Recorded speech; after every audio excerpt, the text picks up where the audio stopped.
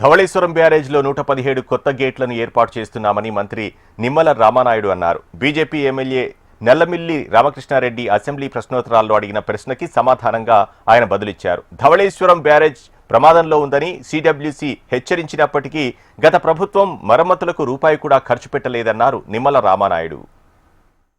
ఏదైతే ప్రమాదభరితంగా ఉన్నటువంటి యొక్క ధవళేశ్వరంకు సంబంధించినటువంటి గేట్లన్నింటినీ కూడా మళ్ళీ కొత్త గేట్లను ఏర్పాటు చేసుకోవడానికి ఆల్రెడీ టెండర్స్ ని మొన్న 9/1/2026 టెండర్స్ ని పిలవడం జరిగింది అధ్యక్ష. ఏదైతే ఈ యొక్క టెండర్స్ కూడా ఈ నెలలోనే ఫైనలైజ్ చేసుకుని ఆ ఏజెన్సీని ఫిక్స్ చేసి ఖచ్చితంగా మరి త్వరితగతంగానే ఈ సీజన్ లోనే ఈ యొక్క కొత్త గేట్లు ఏర్పాటు చేసేటువంటి విధంగా ఈ యొక్క ప్రభుత్వం చర్యలు తీసుకుంటాం.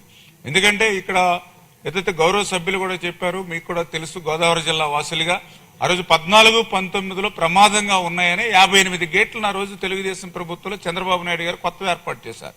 మళ్ళీ ఈ రోజు 24లో మళ్ళీ మనం మిగిలినటువంటి 117 గేట్లు మనం ఈ రోజు కొత్తగా ఏర్పాటు చేస్తున్నాం.